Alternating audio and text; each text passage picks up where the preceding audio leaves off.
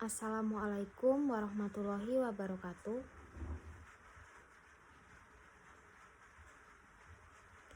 Perkenalkan, saya Nanda Luki Fatona, NPM C1C020161.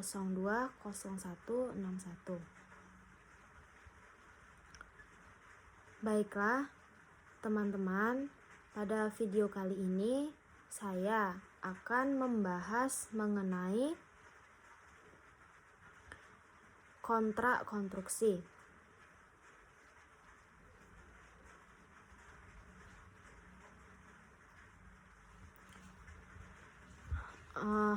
Baiklah, PSAK yang berlaku adalah PSAK nomor 72 tentang pendapatan kontrak dengan pelanggan.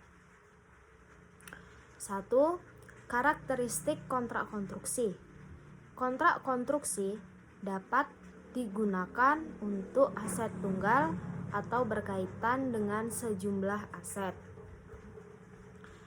Kontrak konstruksi meliputi kontrak konstruksi aset, misalnya pelayanan jasa untuk manajer proyek dan arsitek, dan kontrak untuk penghancuran atau restorasi aset dan restorasi lingkungan setelah penghancuran aset. Kontrak dapat berbentuk, yang pertama, kontrak harga tetap dan ada kontrak biaya plus. Yang kedua, pendapatan kontrak. Pendapatan kontrak terdiri dari nilai pendapatan semula yang disetujui dalam kontrak dan penyimpangan dalam pekerjaan kontrak, klaim dan pembayaran insentif. Sepanjang hal ini memungkinkan untuk menghasilkan pendapatan dan dapat diukur secara andal. Selanjutnya itu ada penyimpangan kontrak. Penyimpangan adalah suatu instruksi yang diberikan pelanggan mengenai perubahan dalam lingkup pekerjaan yang akan dilaksanakan berdasarkan kontrak. Penyimpangan dimasukkan ke dalam pendapatan kontrak jika memungkinkan besar pelanggan akan menyetujui penyimpangan dan jumlah pendapatan yang timbul dari penyimpangan tersebut, dan jumlah pendapatan dapat diukur secara andal.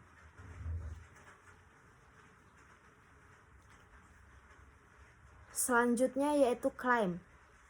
Klaim adalah jumlah yang diminta kontraktor kepada pelanggan atau pihak lain sebagai penggantian untuk biaya-biaya yang tidak termasuk dalam nilai kontrak. Pengukuran pendapatan dari klaim mengandung ketidakpastian dan tergantung pada hasil negosiasi. Klaim dimasukkan ke dalam pendapatan kontrak jika negosiasi telah mencapai tingkat akhir, sehingga kemungkinan besar pelanggan akan menerima klaim tersebut. Nilai klaim yang kemungkinan besar akan disetujui oleh pelanggan dapat diukur secara andal. Selanjutnya yaitu pembayaran insentif. Pembayaran insentif adalah jumlah tambahan yang dibayarkan kepada kontraktor apabila standar-standar pelaksanaan yang telah ditentukan telah terpenuhi atau dilampaui. Nah, misalnya pembayaran karena penyelesaian yang lebih awal dari suatu kontrak. Selanjutnya yaitu pembayaran insentif dimasukkan dalam pendapatan kontrak jika kontrak tersebut cukup aman sehingga kemungkinan besar pelanggan memenuhi atau melampaui standar pelaksanaan. Jumlah pembayaran insentif dapat diukur secara andal.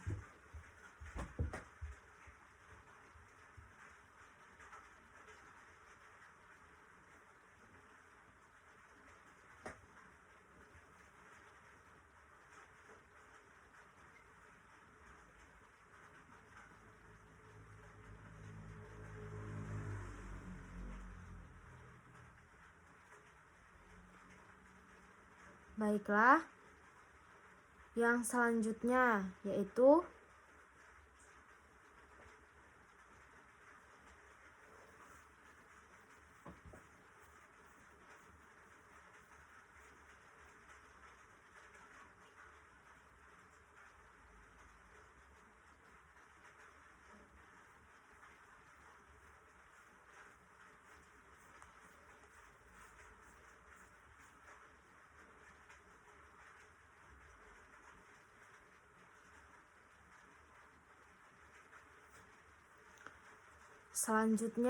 yaitu pengakuan pendapatan dan beban kontrak. Jika hasil kontrak konstruksi dapat diestimasi secara andal, maka pendapatan kontrak dan biaya kontrak yang berhubungan dengan kontrak konstruksi diakui sebagai pendapatan dan beban dengan memperhatikan tahap penyelesaian aktivitas kontrak pada tanggal akhir periode pelaporan. Taksiran rugi pada kontrak konstruksi tersebut segera diakui sebagai beban. Kemudian ada dua metode akuntansi untuk kontrak konstruksi jangka panjang. Yang pertama, metode persentase penyelesaian, yaitu pendapatan kontrak diakui sebagai pendapatan dalam laba rugi pada periode akuntansi di mana pekerjaan dilakukan. Kedua, biaya kontrak biasanya diakui sebagai beban dalam laba rugi pada periode akuntansi di mana pekerjaan yang berhubungan dilakukan. Yang kedua, metode kontrak selesai. Artinya pendapatan diakui jika kontraknya telah selesai dilakukan. Dasar pemikiran penggunaan metode persentase penyelesaian adalah: yang pertama, pembeli dan penjual memiliki hak yang dilaksanakan. Yang selanjutnya, pembeli memiliki hak secara hukum untuk meminta kinerja spesifik di dalam kontrak. Kemudian, penjual memiliki hak untuk meminta pembayaran atas kemajuan kontrak untuk memberikan bukti kepemilikan pembeli. Hasilnya, penjual berkelanjutan terjadi sementara pekerjaan berlanjut, dan entitas harus mengakui pendapatan sesuai dengan kemajuan pekerjaan tersebut. Perusahaan menggunakan metode persentase penyelesaian jika semua kondisi terpenuhi. 1. Jumlah pendapatan kontrak dapat diukur dengan andal. 2. Ada kemungkinan manfaat ekonomis terkait kontrak masuk ke perusahaan. 3. Biaya kontrak sampai selesai dan tingkat penyelesaian pada akhir periode pelaporan dapat diukur dengan andal. Keempat, biaya kontrak yang berasal dari kontrak dapat diidentifikasi dan diukur dengan andal, sehingga biaya aktual kontrak dapat dibandingkan dengan perkiraan awal. Perhitungan pendapatan yang diakui terkait dengan konstruksi jangka panjang. Persentase penyelesaiannya caranya yaitu dengan menentukan berapa persentase penyelesaian pekerjaan, yaitu persentase komplit. Rumusnya, biaya yang sudah dikeluarkan sampai tanggal pelaporan dibagi dengan berapa estimasi total biaya untuk menyelesaikan pekerjaan dikali 100%. Kemudian, menghitung berapa pendapatan yang akan diakui sampai dengan tanggal jatuh tempo. Yaitu caranya, persentase yang sudah dihitung di langkah pertama tadi dikali dengan estimasi total revenue. Dan yang terakhir yaitu menghitung berapa pendapatan yang diakui untuk periode sekarang. Yaitu dengan cara